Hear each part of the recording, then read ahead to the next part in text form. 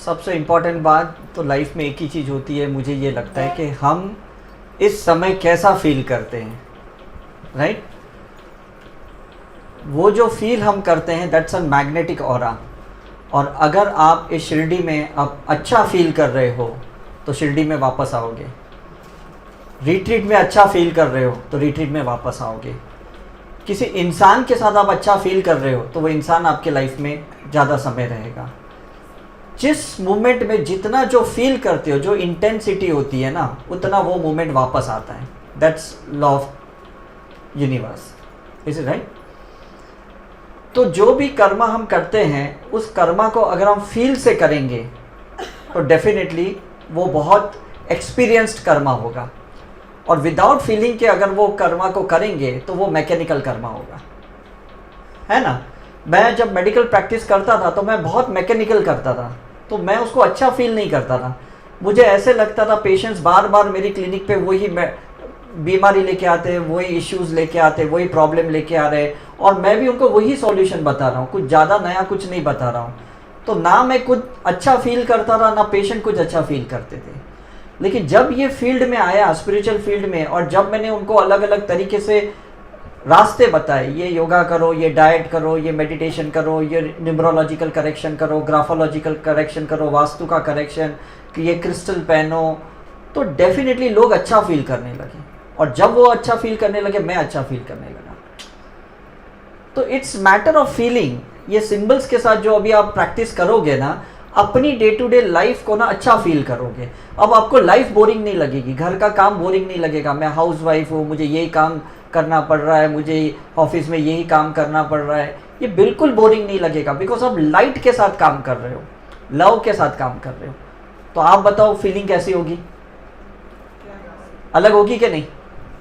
उन्हीं रिश्तों को जिनको आप अब तक बहुत गुस्से से, इरिटेशन से निभा रहे थे, अब उसको आप स्पिरिचुअल एस्पेक्ट से निभाओगे तो कैसा फील होगा? नया फील होगा कि नहीं? तो मैं ये आपको कहने की कोशिश कर रहा हूँ, चीज़ों को अलग ढंग से करने की कोशिश करो। चीज़ें नहीं बदलेगी, दुनिया नहीं बदलेगी, करप्शन नहीं बदलेगा, इश्यूज नहीं बदलेंगे, गंदगी नहीं बदलेगी, सड़कें नहीं बदलेंगे। आपको बदलना पड़ेगा एक नई सोच के साथ, नई रोशनी के साथ, लाइट के साथ, और नए करुणा भाव के साथ। और जब वो भाव नया होगा ना, तो चीज़ें में बहुत मज़ा आएगा आपको। That excitement should be there like an inner child. एक छोटे बच्चे को कैसा लगता है, आज एक नया खिलौना आने वाला है, आज मेरा बर्थडे सेलिब्रेट करेंगे, आज केक लेके आएंगे, आज चॉकलेट लेके आएंगे, इज इट राइट? तो ये फीलिंग अगर आपके साथ रहेगी तो आपके बॉडी के जो डेड टिश्यूज है, सेल्स है, वो डिटॉक्सिफाई इजीली हो जाएंगे। आपका कभी कैटरैक्ट नहीं बनेगा, कभी प्रोटीन डिपोजिशंस नहीं होगा, कभी शुगर डिपोजिशंस नहीं होंगे, कभी स्टोन नहीं बनेगा, कभी फाइब्रॉइड सिस्ट नहीं, ट्यूमर कुछ भी नहीं बनेगा। क्यों? क्योंकि एक नई तरंग के साथ जिंदगी जी रहे हो ना, तो चीज़ें अंदर जमेगी कहाँ से? आप खुद सोचो ना, फ्रिज में चीज़ें रखते हो तो कितने फ्रेश रहते कि नहीं? क्योंकि उनको -डिग्री टेम्परेचर मिलता है। फ्रिज से बाहर निकालो, थोड़ी देर बाहर रखो, धीरे धीरे धीरे ख़त्म हो जाएंगे। तो हमारे अंदर भी ना वो एक कूलनेस बनी रहनी चाहिए, वो पीस बना रहना चाहिए, वो हैप्पीनेस बनी रही है, जिसके वजह से अंदर का इनर बीइंग ना हमेशा फ्रेश रहे। इंसान अगर अंदर का मर गया ना, तो ज़िंदगी में जीने का कोई मज़ा ही नहीं है। फिर तो कुछ ना कुछ आप बीमारियां पैदा करोगे और ब्रेकअप्स करोगे और नर्वस ब्रेकडाउन में जाओगे, डिप्रेशन में जाओगे, क्योंकि अंदर का इनर बीइंग मर गया आपका। उसको अस्तित्व में रखने के लिए ना दो काम करने हैं, लॉ ऑफ धर्मा के साथ चलना है और लाइट के साथ चलना है। लॉ ऑफ धर्मा का मतलब है जो गॉड ने लॉज बनाए, जो ह्यूमन लॉज बने, उनसे नहीं चलना है आपको। तो हमें नहीं पता कि गॉड ने कौन से लॉज बनाए हैं, लेकिन जब ये स्पिरिचुअल प्रैक्टिस करोगे ना, तो लॉ ऑफ धर्मा अंदर आ जाएंगे। आपको समझ में आएगा ये काम मुझे इस तरह से करना है। इस वक्त अगर गॉड होते तो ये ऐसा करते, इस वक्त अगर साईं होते तो ऐसा करते, कृष्ण होते तो ऐसे करते, इस वक्त अगर राधा होती तो ऐसे रिलेशनशिप को मेंटेन करती, अनकंडीशनल लव क्रिएट करती। Is it clear? तो उनके लॉज के साथ चलना है। ह्यूमन लॉज जो अभी आपके अंदर बिलीफ सिस्टम फियर के साथ है, इनसिक्योरिटी के साथ है ना, वो चीज़ें ना आपको बहुत तकलीफ दे रही है। तो मैं जब रिसर्च कर रहा था शुरू में कि इंसानों को डिजीज एंड सफरिंग क्यों होती है, तो ऑरा के माध्यम से मुझे धीरे धीरे समझ में आने लगा, लोग सोच जो पुरानी पकड़ के बैठे उससे बीमार पड़ते, लोग जो भाव पुराने पकड़ के बैठे, ट्रॉमास पकड़ के बैठे, एक्सपीरियंसेस पकड़ के बैठे, उसके वजह से बीमारी हो रही है। अदरवाइज यूनिवर्स को कोई इंटरेस्ट ही नहीं है आपको तकलीफ देने में, आपको सफरिंग देने में, हॉनेस्टली स्पीकिंग। और उसके बावजूद भी अगर आपको तकलीफ हो रही है, अगर उसके बावजूद भी आपको प्रॉब्लम हो रहा है, तो it is for your soul improvement, it is for your soul evolution. वो तकलीफ एक्चुअली नहीं है। Is it right? मतलब जो जीसस को क्रूसिफाइड किया और उसके बाद वो जो गॉड बने, वो सफरिंग नहीं थी, वो सोल का इवोल्यूशन था। महावीर को किसने खिला ठोक दिया, तो वो सफरिंग नहीं थी, वो एक नई जाति का निर्माण था, एक अहिंसा का इवोल्यूशन था, क्रिएशन था। Is it clear? तो ऐसा मत सोचना कि स्पिरिचुअलिटी में आने के बाद सफरिंग नहीं होगी। अब सफरिंग सोल को अपलिफ्टमेंट वाली होगी। अब वो सफरिंग नहीं होगी जो ह्यूमन सफर कर रहा है। डिफरेंस समझ रहे हैं यहां? सफरिंग खत्म क्यों नहीं होगी? क्योंकि एक नया जब चीज आता है ना, तो पुराना चीज छोड़ने में एक पेन होता है, एक तकलीफ होती है। शरीर छोड़ने में तकलीफ होती है, इंसान को छोड़ने में तकलीफ होती है, घर छोड़ने में तकलीफ होती है, ज्ञान छोड़ने में तकलीफ होती है, एक्सपीरियंस छोड़ने में तकलीफ होती है। लेकिन ये तकलीफ अगर आपको नेक्स्ट लेवल पे ले जा रही है, तो nothing wrong in it. Is it true? तो ये सिंबल्स जो आपको सिखाए गए, ये गॉड्स लैंग्वेज है, ये भगवान की भाषा है। आज तक आप नीचे के चक्र से प्रे कर रहे थे, फायर एलिमेंट से, इमोशन से, अर्थ एलिमेंट से भक्ति कर रहे थे। आज के बाद आप एयर एंड ईथर के साथ, सिंबल्स के साथ प्रे करोगे, तो अपलिफ्ट हुए कि नहीं? अपलिफ्ट हुए कि नहीं? हमने कॉलेज में, स्कूल में बिल्कुल कंप्यूटर नहीं सीखा था। बाहर आने के बाद जब हमने प्रैक्टिस शुरू की और अचानक किसने कहा ये कंप्यूटर के साथ अभी आपको आपकी प्रैक्टिस करनी पड़ेगी, तो पहले कंप्यूटर की लैंग्वेज सीखनी पड़ी हमें, उसके बाद हम कंप्यूटर ऑपरेट कर पाए। तो गॉड के साथ अगर ऑपरेट करना है तो गॉड के सिंबल्स की लैंग्वेज आनी पड़ेगी और उसकी प्रैक्टिस बहुत करनी पड़ेगी। मैं ऑन एन एवरेज 200 बार ये सिंबल्स की प्रैक्टिस करता हूँ। सांस लेते टाइम पे, ड्राइव करते हुए, अगर मैं एयरपोर्ट पे हूँ, मैं जहाँ पे भी हूँ, ये सिंबल्स कंटिन्यूसली नॉन स्टॉप मेरे अंदर चलते हैं। तो उनके साथ मेरा कम्युनिकेशन बहुत स्ट्रांग होता है और विद द सेकेंड वो कम्युनिकेशन मेरा बहुत डाउनलोड हो जाता है, विद इन द सेकेंड। मतलब सुबह भी आपने देखा, मैं यहाँ पे बैठा था, मैंने इनसे कहा कि जो भी आप लोगों के लिए बेस्ट है वो मेरे अंदर डाउनलोड करें, वो डाउनलोड हो गया। अभी भी मैं ऊपर अपने रूम में बैठा, साईं को बोला कि जो भी आपके लिए बेस्ट है वो मेरे अंदर डाउनलोड करें।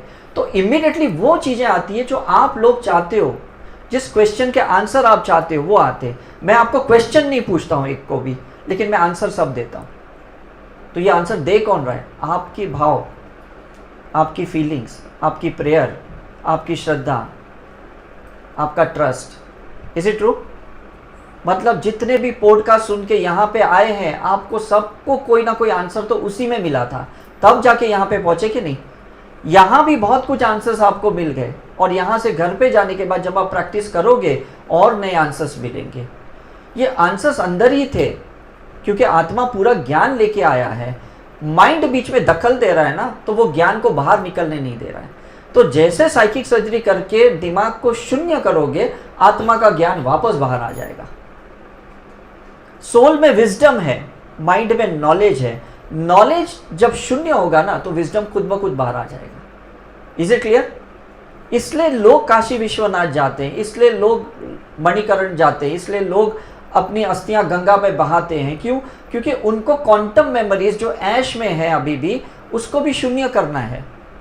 इंसान तो मर गया, लेकिन उसके साथ अभी भी उसकी स्मृति रह गई, उसके साथ कोई ट्रॉमा रह गया, डेथ एक्सपीरियंस रह गया, रिलेशन के कोई नेगेटिव एक्सपीरियंस रह गए। तो जब तक वो शून्य नहीं होंगे, अगर आपका रीइंकारनेशन होगा, वापस बर्थ लोगे पुराने डेटा के साथ, पुराने एक्सपीरियंस के साथ, तो नई लाइफ कैसे जी पाओगे आप? ये जो भी रीति रिवाज हिंदू समाज में, सनातन धर्म में बनाए हैं, कितनी हाईली एनलाइटेंड प्रोसीजर्स है ये जो भी जैनिज्म में सूर्यास्त के बाद नहीं खाना है, मतलब ये सब चीज़ें क्रियाएं करनी है, नंगे पाँव चलना है, ये कितनी इसके पीछे क्वांटम साइंस है, सब एटॉमिक एनर्जी की साइंस है, ये तो हमको पता ही नहीं, तो हम फॉलो कैसे करेंगे। लेकिन जब ये सिंबल्स की प्रैक्टिस करोगे ना, वो समझ में आएगी आपको, जो मुझे समझ में आई। संतों के, ज्ञानियों के साथ बैठ के मुझे कुछ लेवल पे चीज़ें समझ में आई, लेकिन उससे ज़्यादा जब मैंने अपने ऊपर उसको अप्लाई किया ना, तो ज़्यादा समझ में आई। तो आपको भी हमारे साथ बैठ के कुछ समझ में आएगा, लेकिन उससे भी ज़्यादा तब आएगा जब आप घर पे यहाँ से जाने के बाद प्रैक्टिस करोगे। तो हम आपको एक लेवल पे लेके जाएंगे, उसके बाद आप नहीं जा पाओगे, लेकिन नेक्स्ट लेवल पे आप ही खुद को लेके जा सकते हो। Is it clear?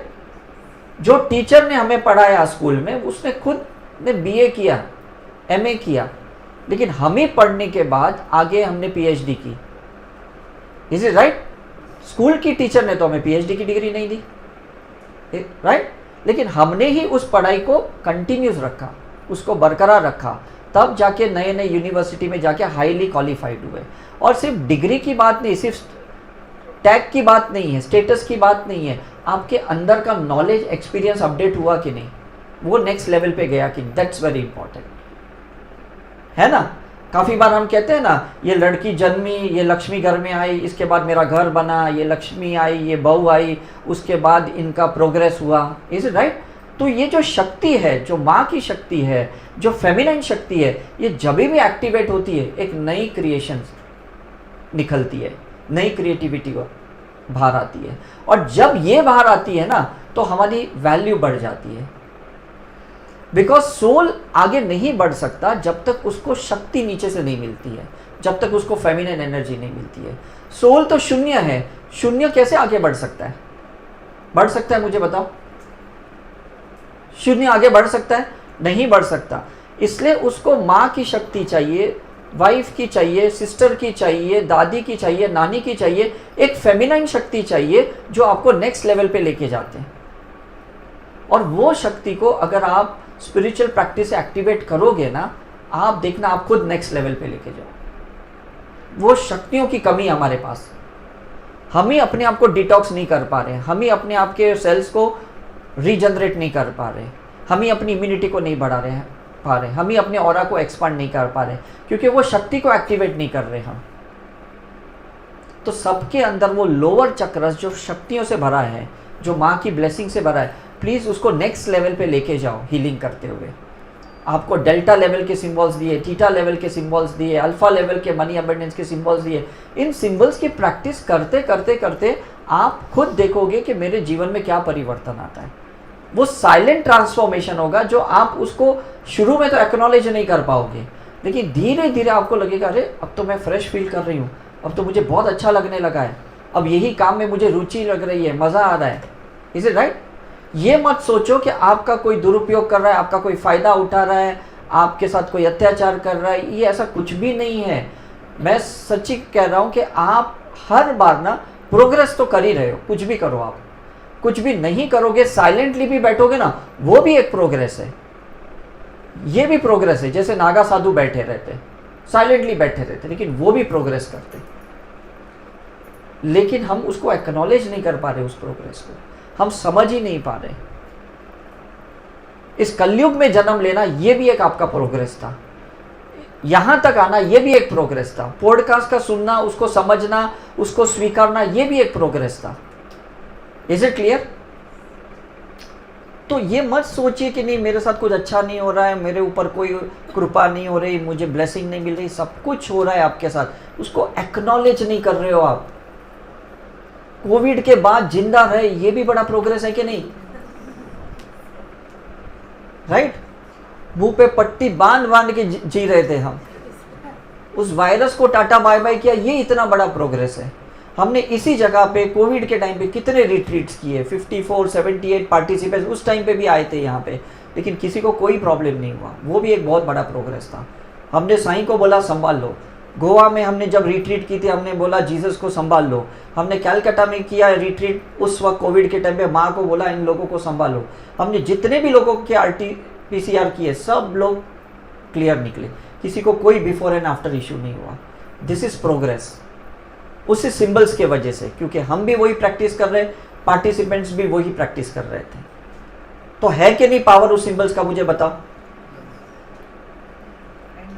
है कि नहीं?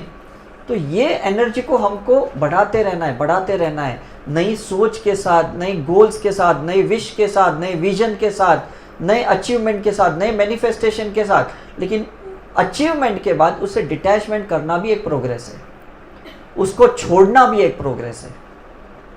Is it clear? किसी को ब्लेस करना, जिसको हम सबसे ज़्यादा नफरत करते हैं, वो भी एक प्रोग्रेस है। जो हमारा सबसे बड़ा दुश्मन है जीवन का, उसको हील करना, वो भी एक प्रोग्रेस है।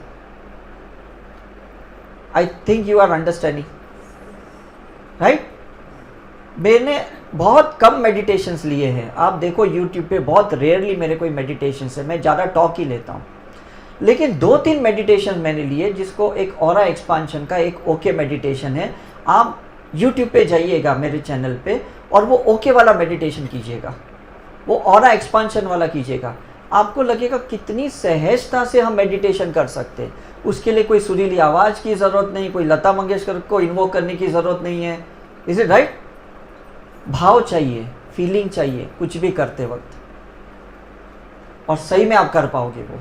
चाहे वो पास्ट लाइफ रिग्रेशन में जाना है या उनका रिग्रेशन करना है, उसके लिए भी भाव चाहिए, उसके लिए भी कॉन्फिडेंस चाहिए कि नहीं, भगवान जो भी मेरे साथ करेगा अच्छा है, मैं देखूंगा तो भी अच्छा है, नहीं देखूंगा तो भी अच्छा है, मुझे पता है ऊपर वाला मेरे साथ है। वो भाव चाहिए। देखना इंपॉर्टेंट नहीं है, शूटिंग कहाँ पे होती है ना, ये इंपॉर्टेंट नहीं है। स्क्रीन पे जब पिक्चर चलती है ना, हम इंजॉय उसी में करते हैं। Is it clear?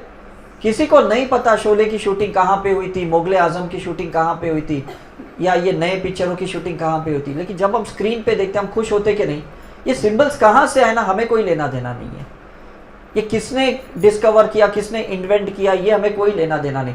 हमारे स्क्रीन में ये सामने ये 4 दिन में सिंबल्स आए, ये practice I, let me continue, let me experience it. उसके बाद मैं जज करूंगा कि ये काम इसका करता है कि नहीं करता है। कोई खाने के बाद ही पता चलेगा ना, मीठा है, तीखा है, बीटर है, सॉर है। Is it right? टेस्ट करने के बाद ही पता चलेगा कि नहीं? ऐसे ही सामने रखी हुई कोई डिश को आप जज कर सकते हो? नहीं कर सकते हो। 21 डेज ना संकल्प लो, मुझे ये मेडिटेशन करना है। 22nd डे आप सोचो मुझे ये प्रैक्टिस नहीं करनी, पॉसिबल ही नहीं है, क्योंकि अब सबकॉन्शियस माइंड में ये प्रैक्टिस आ गई है। अब ये प्रोग्रामिंग हो गया है, अब इसको आप छोड़ ही नहीं पाओगे। ये ब्रेथ एनकोडिंग हो जाएगा आपके साथ।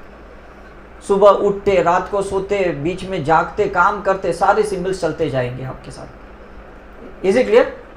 अब इसका कौन सा लेवल निकलेगा ना, ये मैं आपको नहीं बता सकता हूँ। वो कोई भी लेवल निकल सकता है। कुछ लोग अपने जॉब चेंज करेंगे, कुछ लोग उसी जॉब को और अच्छे से करेंगे, कुछ लोग नया बिजनेस करेंगे, कुछ लोग उसी बिजनेस को अच्छा करेंगे, कुछ लोग नए रिलेशनशिप में आएंगे, कुछ लोग उसी रिलेशनशिप को अच्छे से निभाएंगे। ये हम नहीं कह सकते। कुछ लोग अपनी बीमारी को हमेशा के लिए निकाल देंगे, कुछ लोग उसी बीमारी को अब बहुत लाइटली लेंगे और उसी बीमारी के साथ मर भी जाएंगे ना, तो भी उन्हें कोई फर्क नहीं पड़ता। मैंने 94 में जब फर्स्ट रिट्रीट की थी पंचगनी में, सारे फाइनल स्टेज के कैंसर के पेशेंट थे। मुश्किल से मेरे हाथ में आए, मैं उन्हें लेके गया, क्योंकि शांति अवेदना बैंड्रा में बोला था ये लोग ज़्यादा नहीं बचने वाले, और वो 10 रुपीज़ पर डे के हिसाब से उनको रख रहे थे। मैं वहाँ से सबको लेके गया पंचगनी। उनको मैंने बोला 1 रुपया आपको खर्च नहीं करना है, हमारा ट्रस्ट पे करेगा, आप सिर्फ यहाँ रहो। तो उन्होंने बोला वैसे भी मरना है, चलो अच्छी जगह पे पंचगनी स्वर्ग में रहेंगे करके। और वो एक एक दिन ऐसे बोल रहे थे कि अब मरे तो भी कोई फ़र्क नहीं पड़ता, मरने से पहले हमने अच्छे दिन देखे, वो पहाड़ी इलाका देखा, वो एटमॉस्फेयर देखा, मतलब वो जन्नत देखी, वो पैराडाइज देखा, वो हेवन देखी, और वो लोग ऐसे ही चले गए। 85% लोग इंप्रूव हो गए, 15% धीरे धीरे मर गए। उसके बाद को 2 साल बाद मरे, 5 साल बाद मरे, but everyone had experience that heaven on earth, and that is very important. ये फीलिंग के साथ मरो, ये फीलिंग के साथ जियो, तो आपका जीवन सार्थक हो जाएगा। Is it clear? हर चीज को, उस पेन को भी ना वो फील करो, ये पेन क्या सिखाना चाहता है। बॉडी टॉक करो, पूछो तू क्या सिखाना चाहता है, क्या मैंने गलती की, कहाँ तुझे निग्लेक्ट किया, इसलिए तू पेन कर रहा है। अटेंशन सीख कर रहा है कि नहीं? कभी घुटना, कभी कमर अटेंशन सीख करती है, यार बहुत पेन हो रहा है, बहुत पेन हो रहा है, तो कोई बाम लगाता है, कोई क्या करता है। Is it right? जैसे अटेंशन मिलता है वो पेन चला जाता है। थोड़ी देर बाद वापस पेन शुरू होता है, वापस वो पार्ट अटेंशन सीकिंग करता है, वहाँ सिंबल्स ज़्यादा डालो, वहाँ हीलिंग ज़्यादा करो। जो पार्ट आपका डिमांड कर रहा है, जो रिलेशन आपका डिमांड करते हैं, उसके लिए सिंबल्स ज़्यादा डालो। जो मनी क्राइसिस डिमांड कर रहा है, उस मनी के ऊपर सिंबल्स ज़्यादा डालो। आपकी पासबुक है, आपकी चेकबुक है, आपका क्रेडिट कार्ड है, आपका पैन कार्ड है, आपका आधार कार्ड है, उसके ऊपर सिंबल्स डालो। बैंक का ट्रांजैक्शन आप ऑनलाइन करते हो तो आपके मोबाइल के ऐप्स के ऊपर सिंबल्स डालो। ये क्रिएटिविटी है। सुनने में बहुत वियर्ड सा लगेगा कि ऐसा क्या होता है, लेकिन आप देखना कैसे रिजल्ट मिलता है आपको। टाइम टाइम पे आपके बैंक के अकाउंट्स में पैसे आते जाएंगे, टाइम टाइम पे प्रमोशन होगा, क्योंकि कुछ नया डाला ना उसने, आपने कुछ तो नया डाला ना, आपने सिंबल्स डाले, भाव डाले, इंटेंशन डाले, विजुअलाइज किया, फील किया, तो वो चीजें अट्रैक्ट करोगे कि नहीं? मनी को अट्रैक्ट करोगे कि नहीं? मुझे बताओ, इज इट राइट? क्यों लोग एक्स्ट्रा मैरिटल अफेयर्स में जाते हैं? क्योंकि उनको वो प्यार नहीं मिलता जो अपने पार्टनर से मिलना चाहिए। तब होता है कि नहीं ऐसा? किसी को शौक नहीं होता कि और किसी के साथ कोई रिलेशनशिप में जाए, राइट? लेकिन एक छोटा बच्चा भी होता है, उसको चॉकलेट आइसक्रीम नहीं दोगे, वो नेबर के पास मांगेगा, वो अंकल आंटी के पास मांगेगा, क्योंकि उसकी कुछ डिजायर्स है और वो फुलफिल नहीं हो रही है। तो वो कब होता है कि जब हमने उसके ऊपर काम नहीं किया, हमने उसके ऊपर स्पिरिचुअल एथिक्स यूज नहीं किए, हमने उस धर्म का उल्लंघन किया, हमने उस धर्म का पालन नहीं किया। Is it clear? तो जो आदमी अपने कर्मों पे धर्मों का पालन करेगा ना, उसको कभी प्रॉब्लम नहीं होगा, मैं आपको गारंटी देता हूं। ये आप एक्सपीरियंस करके देखना, आपको लगेगा अरे ये तो कितना अच्छा लग रहा है, कितने मजा आ रहा है मुझे, क्योंकि आपने उस सोची, ऐसी सोच रखी नहीं थी ना वैसी, आप उसको अलग तरीके से सोच रहे कि नहीं, राइट? यूनिवर्स को जहां पे आपको रखना था ना, यूनिवर्स ने आपको वहां पे रखा है। उसको जिसको मिलाना था ना, उसको आपको मिलाया है। लाइफ बिटवीन लाइफ जो आपने संकल्प किए थे कि मुझे ये लाइफ में ये लेसन सीखने, ऐसे पेरेंट्स दिए, ऐसे रिलीजन दिया, ऐसे पार्टनर दिए, ऐसे एजुकेशन दिया, ऐसे प्रोफेशन दिया, जैसे आपने लाइफ बिटवीन लाइफ सोचा था, एक्सेप्ट करो वो डिसीजन आपका था। एक्सेप्ट करो वो डिसीजन को, उसको अच्छे से डिटेलिंग में समझने की कि ऐसा डिसीजन मैंने क्यों लिया, उसके लिए सेल्फ रियलाइजेशन प्रोसेस चाहिए। Is it clear? मैं सोच रहा था मैं मेडिकल प्रैक्टिस में खुश नहीं हूं, मैं डॉक्टर क्यों बना? फिर मैं लाइफ बिटवीन लाइफ गया, फिर मैंने पास्ट लाइफ देखी, तभी मैंने सोचा पिछले जन्मों में जब मैं साधु था, लोग मुझे फॉलो कर रहे थे ब्लाइंडली, भक्ति भाव से, लेकिन जो ज्ञान मार्ग वाले लोग थे, जो नॉलेजेबल थे, जो लॉजिक थे, वो मुझे फॉलो नहीं कर रहे थे। तो मैं भगवान से प्रे कर रहा था कि नेक्स्ट लाइफ अगर मुझे आगे बढ़ना है ना, तो मुझे कोई अच्छा स्टेटस देना, अच्छी डिग्री देना, मुझे रिसर्च करने के लिए ताकत देना। और आज मैं इस लाइफ में वो पास्ट लाइफ की विश को पूरी कर रहा हूँ, वो लाइफ बिटवीन लाइफ के संकल्प को पूरा कर रहा हूँ। तो ये प्रोग्रेस हुआ कि नहीं? डिग्री तो कितने डॉक्टरों के पास होती है, लेकिन कोई ये नई सोच लेके प्रैक्टिस करता है? कोई ऐसा रिसर्च कर रहा है? लोग फार्मेसी की जो कंपनियां की जो मेडिसिन होती है ना, बस उसको ही प्रिस्क्राइब करते हैं, कोई नया सोच नहीं डालता है इसमें, ठीक है कि नहीं? लेकिन हमने नई सोच डाली। सलाइन जो चल रहा था पेशेंट का, उसमें सिंबल्स डालना सीख लिए। इंजेक्शंस जो दे रहे थे, इसमें हमने सिंबल्स डालना सीख लिए। जो स्टिचेस दे रहे थे, इसमें सिंबल्स डालना सीख लिए। जो हम सी सेक्शंस कर रहे थे, डिलीवरीज कर रहे थे, उसमें हमने सिंबल्स डालना सीख लिए। जो सोनोग्राफी के रिपोर्ट्स में जो एबनॉर्मलिटी बच्चे की दिखाई दे रही थी, उसमें सिंबल्स और साइकिक सर्जरी करना सीख लिए। तो लोगों के बच्चे के नॉट्स निकलना शुरू हो गए, प्लेजेंटा ठीक हो गए, एमनोटिक फ्लूइड ठीक हो गई। मतलब ये जो ट्रांसफॉर्मेशन इंटरनल है ना, वो एक्सटर्नल सिंबल्स और पॉजिटिव इंटेंशन भाव के साथ क्रिएट किया, तब जाके रिजल्ट मिले। ये तो किसने सोचा ही नहीं। हम तो डिपेंड किस पे होते हैं? सिर्फ डॉक्टर पे, बस आप जो करो वही ठीक है। डॉक्टर बोले इसके आगे कुछ नहीं हो सकता, बोले चलो मेरा कर्म, मैंने कुछ पाप किए होंगे, तो उससे ज्यादा तो हम कुछ सोचते ही नहीं है। Is it right? पंडित ने बोला भाई आपकी कुंडली में पितृ दोष है, काल सर्प दोष है, आप बोलेंगे यार मैंने कुछ पाप किया तभी मेरे इसमें दोष है, मैं तो कुछ कर ही नहीं सकती हूँ। सब कुछ आप ही कर सकते हो, कर्म आपका, आत्मा आपकी। Is it right? और कर्म भी वही है जिसको पेंडिंग में रखा है, वो पाप नहीं है, वो पेंडिंग में है। जैसे हम एग्जामिनेशन में इजी क्वेश्चंस के आंसर्स नहीं लिख लेते हैं और लास्ट में जो टफ क्वेश्चंस होते हैं ना उसको लिखते हैं, क्योंकि पहले कौन दिमाग खराब करे। तो ये कलयुग में यही हुआ है, सारे अच्छे लेसन्स हमने पिछले जन्मों में अच्छे से लर्न कर लिए, अब टफ लेसन्स ना अब इस कलयुग में सीख रहे हैं, जो पेंडिंग रखे थे। तो सबकी लाइफ टफ है कि नहीं? जिसकी शादी उसकी भी टफ है, नहीं उसकी भी टफ है, जिसको बच्चे हैं उसकी भी टफ है, जिसको बच्चे नहीं उसका भी टफ है, जिसके पास पैसे हैं वो भी टफ है उसकी लाइफ, जिसके पास पैसे नहीं ज़्यादा है उसके भी लाइफ टफ है। क्योंकि सारे जो अचीवमेंट के बाद जो टफ लेसन्स थे ना, अचीवमेंट के बाद, ध्यान से सुनना, वो लेसन्स आपके पेंडिंग में है। तो उसका पूरा करने के लिए ना ये स्पिरिचुअल सिंबल्स यूज करने पड़ेंगे, चाहे वो योगा करो, ध्यान करो, जो भी, होपोनोपो करो, ईएफटी करो, मुद्रा करो, कुछ भी करो, लेकिन वो सारे स्पिरिचुअल इंटीग्रेशन की प्रैक्टिस करो जिससे आपको लाइफ जीने में आसान हो, ये टफ लेसन सीखने में बहुत आसान हो। Is it clear? लोग जब पैदल चल रहे थे ना यहां से नासिक तक या बॉम्बे तक, उनके लिए भी इतना टफ नहीं था जितना आज हम व्हीकल में जाके भी हम लोग परेशान होते, इतना टोल टैक्स पे करना पड़ता है, खड्डे बीच में आते, स्पीड ब्रेकर बीच में आते। Is it right? मतलब कितने भी अच्छी गाड़ी लेके जाओ, कितने भी अच्छे शॉकअप्स रहेंगे, तो भी कहीं ना कहीं झटके आते कि नहीं? ट्रू? तो मैं ये कहता हूँ लाइफ टफ है उनके लिए जो उसको सीखना नहीं जानते हैं, जो उसको समझना नहीं जानते। जो सीख लेता है, समझ लेता है ना, उसके लिए कोई टफ नहीं है, क्योंकि उसको तो लेसन सीखना था, इससे कुछ सबक सीखना था, और उसने वो सीखना सीख लिया, सीखना सीख लिया, तो फिर क्या टफ है? राइट? कोई बच्चा स्कूल में कहता है मुझे बहुत डिफिकल्ट लग रहा है ये एजुकेशन, और कोई आईआईटी में, कोई वीजेटीआई में टॉपर है, उसके लिए तो बिल्कुल वो टफ नहीं है, क्योंकि उसने उस एग्जामिनेशन को फेस करना सीख लिया। डिफरेंस समझ रहे हैं ना यहाँ पे? तो आज हम लोग कोई भी लेवल पे, डजंट मैटर, हम इसकी प्रैक्टिस करके ना हम इस टफ लेसन्स को, टफ टाइम को ना अच्छे से वर्कआउट करेंगे। सिर्फ इंटेंशन यहाँ जाने से पहले रखना। आप जब घर से यहाँ पे आए थे ना, ये इंटेंशन लेके आए थे कि कुछ नया सीखेंगे, कुछ नया समझेंगे, कुछ नया जानेंगे, कुछ परिवर्तन अपने जीवन में लाएंगे, ये संकल्प करके यहाँ पे आए थे, ये सोच लेके यहाँ पे इतने पैसे खर्च करके यहाँ पे आए थे।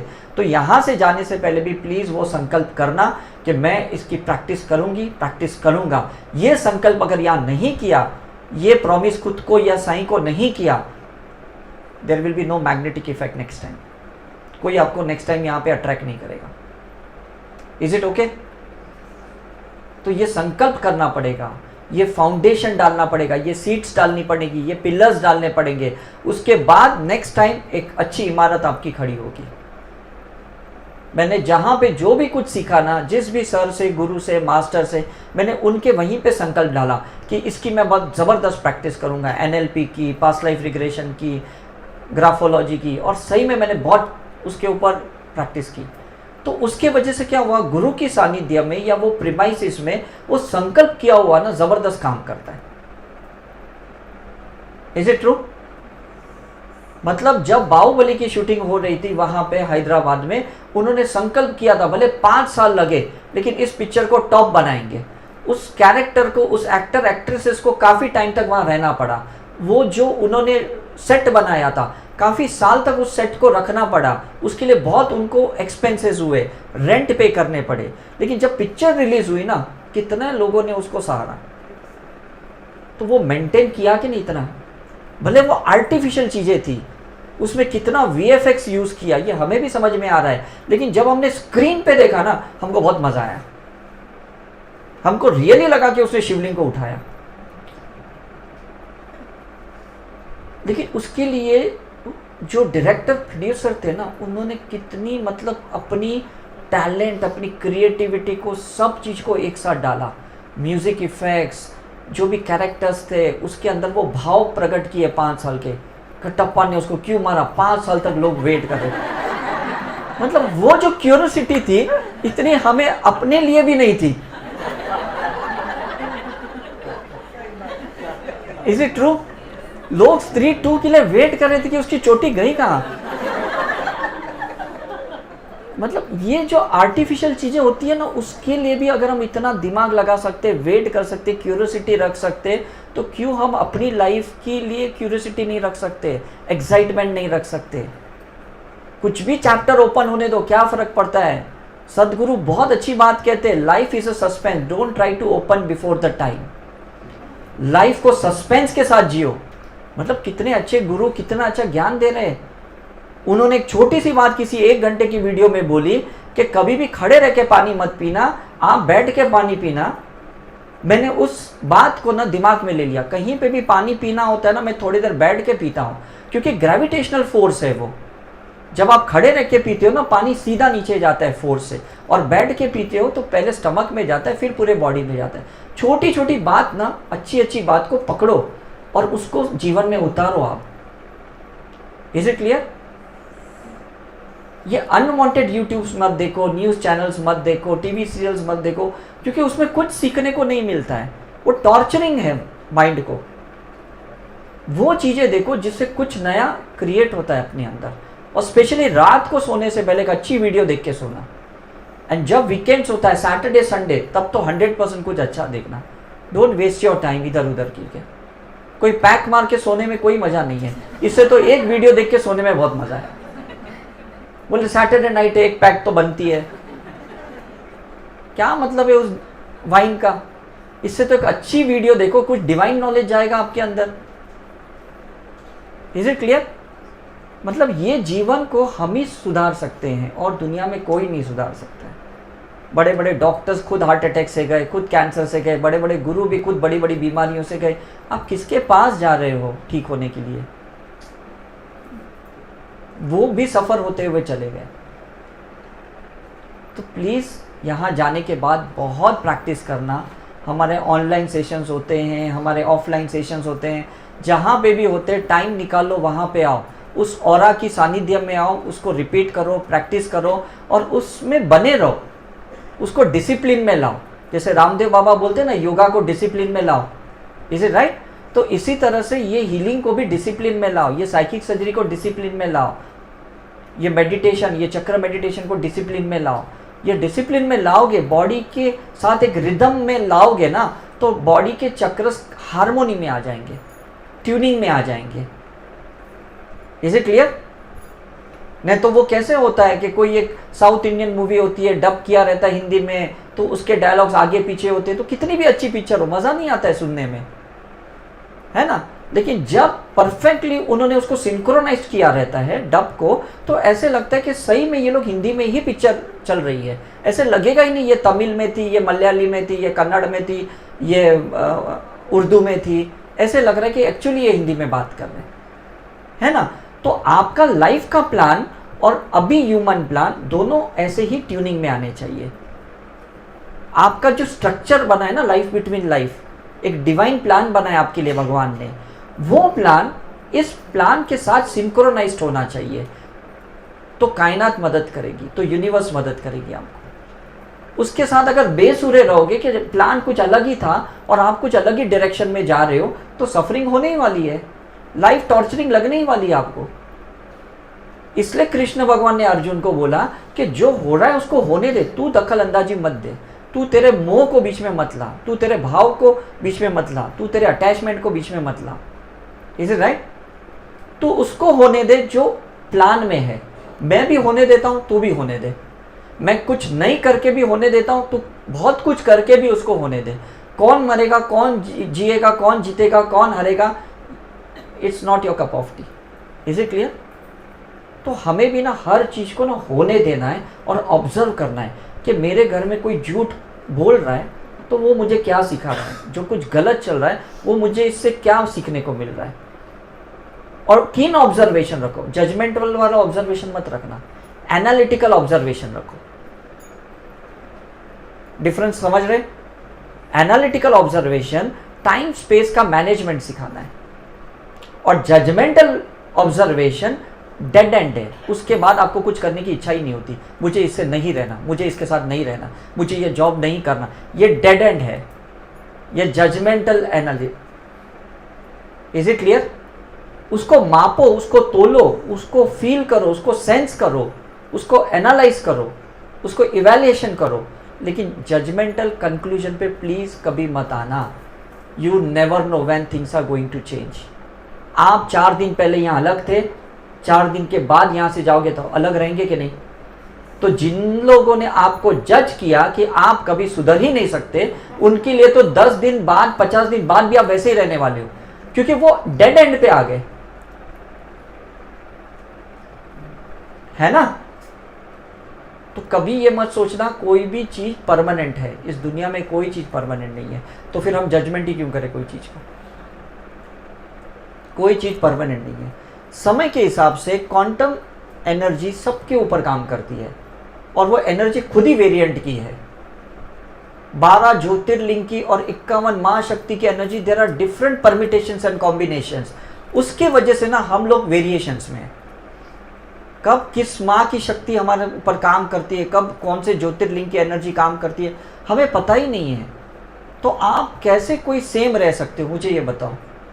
दुनिया में कोई सेम नहीं रह सकता। हम बोलेंगे यार मैंने ऐसे शादी की थी इस इंसान से, ये तो वो इंसान नहीं रहा, फुट फुट के रो रहे।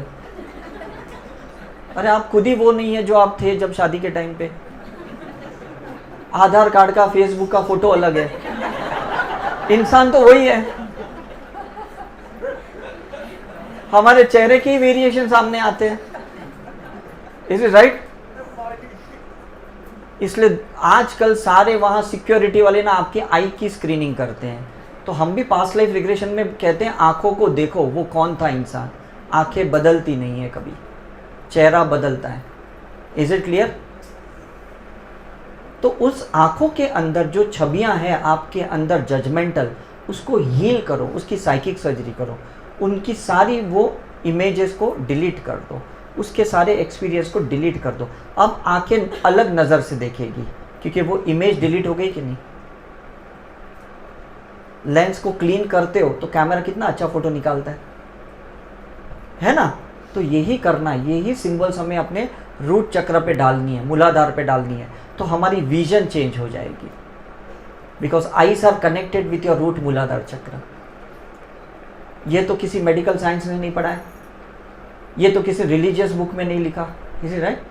लेकिन ये सब चीज़ें ना रिसर्च की गई है, और कितने लकी हो कि ये चीज़ें आपको एक जगह पे मिल रही है।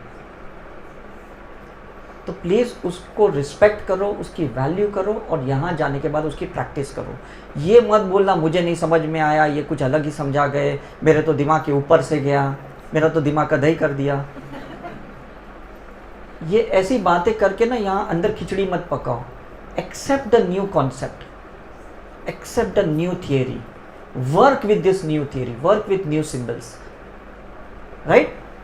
ये वियर्ड सा लगेगा शुरू में, बिकॉज आप अभी बेसिक क्लास में हो, लेकिन जब आप प्रैक्टिस करोगे, नेक्स्ट टाइम एडवांस में आओगे, फिर पीएलआर थेरेपिस्ट में आओगे, आपको बहुत मजा आएगा आपको, क्योंकि आपने उसको फॉलो किया ना।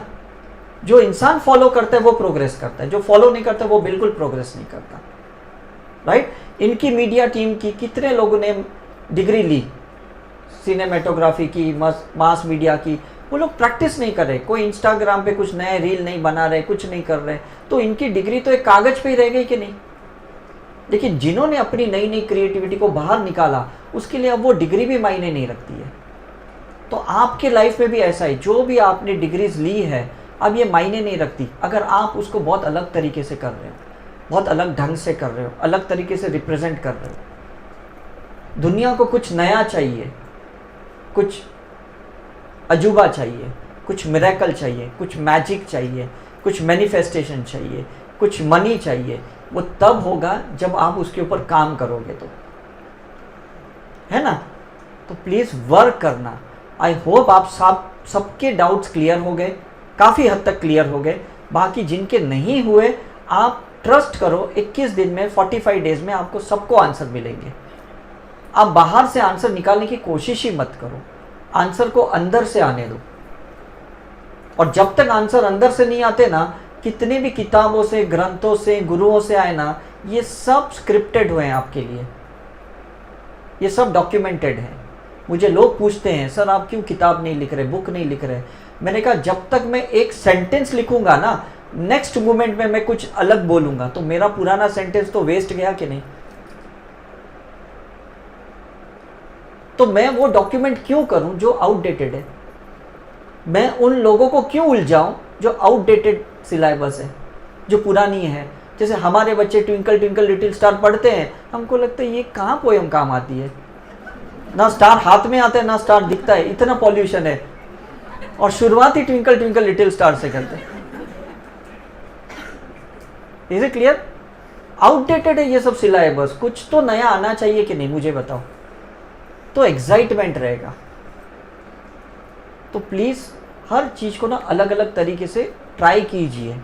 हर चीज का 360 डिग्री व्यू होता है, अपनी व्यू पॉइंट बढ़ाइए, उसका एंगल चेंज कीजिए, उसके परसेप्शन से देखिए कि ये बंदा मुझे ऐसे कर रहा है, अगर मैं यही उसके नज़र से देखूं तो कैसा लगेगा। मतलब जब कैमरामैन शूट करता है ना, तो जो एक्टर एक्ट्रेसेस रहते हैं ना, वो लोग कैमरे के पीछे जाके ना वो स्क्रीन में देखते कि अब मैं कैसे लग रहा हूं उसमें। Is it clear? और फिर वो ये सोचते हैं कि ये अगर ऑडियंस देखेगी तो क्या इसको अपील करेगी, एक्सेप्ट करेगी। उसको लगता है नहीं करेगी इंट्यूटिवली, तो कहते नहीं वापस एक बार शॉट लेते। तो this is called self realization process. हम अपने आप को रिव्यू कर रहे हैं, अपने अंदर के कैमरे को ना वापस रिवाइंड करते हुए प्ले करते हैं। क्या मुझे ऐसा बोलना ज़रूरी था? क्या मुझे ऐसे गुस्सा करना ज़रूरी था? क्या मुझे ऐसे डांटना ज़रूरी था? क्या मुझे उसके ऊपर केस करना ज़रूरी था? अब समझ में आ रहा है? हम ही अपने आप को रिव्यू करेंगे कि नहीं? उसी छवि को वापस देखेंगे, उसी घटना को वापस रिवाइंड करेंगे, लेकिन अब बर्ड व्यू के साथ, हायर कॉन्शियसनेस के साथ। उस ट्रॉमा का व्यू नहीं देंगे, वहां तो हमने बहुत रिएक्ट किया था। अब न्यूट्रल माइंड से हम उसको देखेंगे, है ना। तो जो एक्टर एक्ट्रेस रहते हैं ना, न्यूट्रल माइंड से पीछे के कैमरे के स्क्रीन में देखते हैं। अब वो कैरेक्टर से बाहर आ गए कि नहीं, अब वो ऑडियंस हो गए। तो ऑडियंस अपनी व्यू से जब देखता है तो समझता हाँ ये परफेक्ट सीन है, इसको ऐसे ही रखो। तो लाइफ इज अ रीटेक। लेकिन जितनी ज्यादा स्पिरिचुअल प्रैक्टिस करोगे ना, रीटेक करने की जरूरत नहीं पड़ेगी, रिव्यू करने की जरूरत नहीं पड़ेगी। अब समझ में आ रहा है? प्रेजेंट लाइफ में, प्रेजेंट मोमेंट में जीना सीख लोगे, that is the present of your life. ये एक आपके लिए बहुत बड़ा गिफ्ट है जब आप उस प्रेजेंट मोमेंट में जीना सीख लोगे। जहां पे भी हो, जिसके साथ भी हो, be 100% for that. This is the best thing. ना आपके साथ कोई पास्ट है ना फ्यूचर है, इस मोमेंट में आप मेरे साथ हो, मेरी बात सुनो, राइट? तो ये आपका टाइम वसूल हो गया, ये टाइम आपका वैल्यूएबल हो गया। ना मैं वापस शायद आपकी लाइफ में आऊंगा, ना ये टॉक वापस आएगा, ना ये शब्द वापस आएंगे। और अगर आपने ध्यान से नहीं सुना तो ये आपका टाइम वेस्ट हुआ कि नहीं? Is it clear? इस मूवमेंट में जो भी ये पिछले 4 दिन से हो रहा है, ये आपके डिवाइन प्लान में था और आपने उसको होने दिया। हजारों लोगों ने हमें मैसेज किए, मेल्स किए, हमें रिट्रीट में आना है, रिट्रीट में आना है। कुछ लोगों ने बोला पैसे नहीं, कुछ लोगों ने बोला घर वाले आने नहीं दे रहे। ऐसे करके कहीं ना कहीं अटक गए। आप यहाँ तक पहुंचे, आपने उस डिवाइन प्लान को होने दिया। अब जो लोग नहीं आ रहे, जो लोग हमारी वीडियोस देख रहे हैं, फेसबुक पे लाइव देख रहे हैं, जो लोग इंस्टा पे देख रहे हैं, बोला अरे काश हम जाते, काश हम जाते, काश हम जाते। तो आप लकी हो कि नहीं उनसे? यहाँ तक तो पहुँच गए कि नहीं?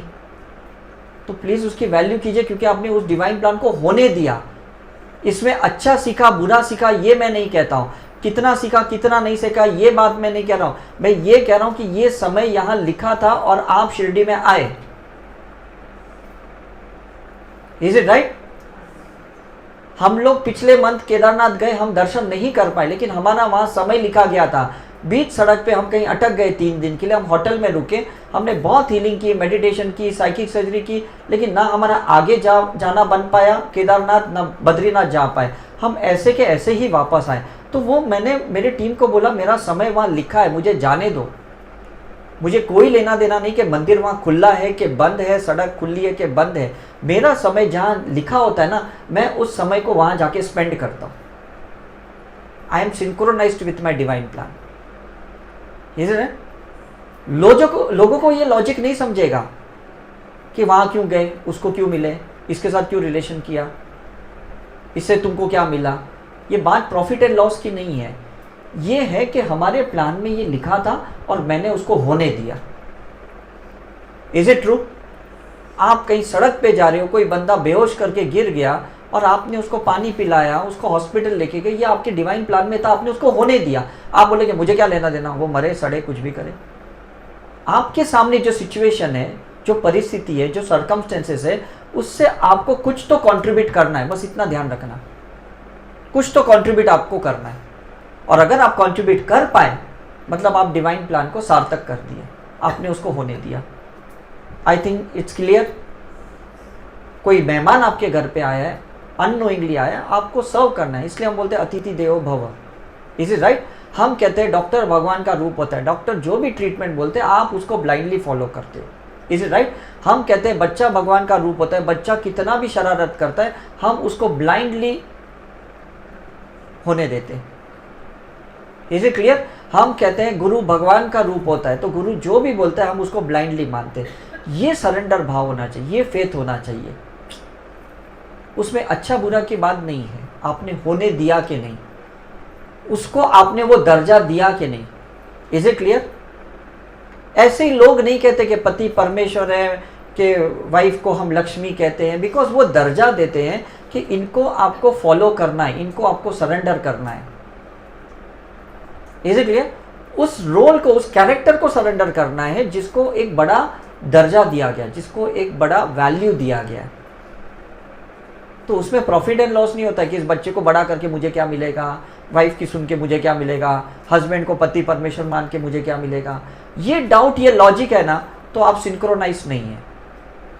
मैं गुरु की क्यों सुनूं, वो तो कुछ भी बोलेगा, ये उसका अपना फायदा है। ये अगर थॉट आते हैं ना आपके अंदर, आप कभी सरेंडर नहीं हो पाओगे। Is it clear? उसको सिर्फ होने दो, और अगर जिस दिन आपने होने दिया, आपने सीख ले लिया, आप बाहर निकल जाओगे उससे, आप उधर ज़्यादा नहीं रहोगे, क्योंकि वो होने दिया ना आपने। Is it right? तो उसके लिए बहुत स्पिरिचुअल प्रैक्टिस करो, बहुत स्पिरिचुअल प्रैक्टिस करो, क्योंकि जब वो समय आएगा आप उसको अच्छे से होने दोगे। और अगर आपने ये प्रैक्टिस नहीं की तो आपने उस समय को, उस सिचुएशन को, उस सर्कमस्टेंसेस को अच्छे से नहीं फेस कर पाओगे। I think it's very clear. छोटी बड़ी चीज़ों के लिए हीलिंग करनी पड़ेगी, छोटी इच्छाओं बड़ी इच्छाएं के लिए हीलिंग है, कि जब वो इच्छा पूरी हो तो मैं उसको कैसे एक्सपीरियंस करूं, जब इच्छा पूरी नहीं हो तो भी मैं उसका कैसे एक्सपीरियंस करूं, मैं पैनिक ना हूं, मुझे एंजाइटी का अटैक ना आए। Is it clear? मेरा ऑपरेशन हो तो टेबल पे मेरा ब्लड प्रेशर नॉर्मल रहे, मेरा ईसीजी नॉर्मल रहे, मेरा सारे पैरामीटर्स नॉर्मल, मैं उसको होने देता हूँ।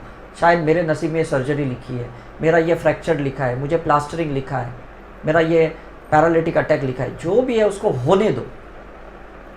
Is it clear? अब वापस ऐसा ना हो उसके लिए मुझे स्पिरिचुअल प्रैक्टिस करनी है। इस लाइफ में वापस ना हो, नेक्स्ट लाइफ में ये ना हो, तो मुझे उसके लिए ज़्यादा प्रैक्टिस करनी है।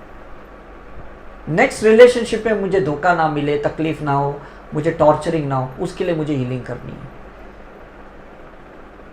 तो आप सोचो कितनी वेज है प्रैक्टिस करने के लिए, कितना समय आप अच्छे से अपने आप को दे सकते हो। अनवांटेड चीज़ों को टाइम मत दो, इन चीज़ों के ऊपर ज़्यादा टाइम दो, तो रियली बहुत इंजॉय करोगे। Is it okay? So practice करेंगे कि नहीं? पक्का? गुड। संकल्प अपने आप से करना है, बिकॉज आपने जो अपने आप को प्रॉमिस दिया है ना, ये प्रॉमिस कहीं वेस्ट नहीं जाने वाला है। शायद पिछली लाइफ में आपने संकल्प किया होगा, मेरे साथ किया होगा या साईं के साथ किया होगा, ये टीम के साथ किया होगा, इसलिए आज यहाँ पे हो। यही संकल्प वापस करोगे कि जब जब कुछ नया होगा हम आएंगे, हम सीखेंगे, हम आगे बढ़ेंगे, तो हम वापस मिलेंगे। Is it okay? तब तक the show must go on. मज़ा आ गया?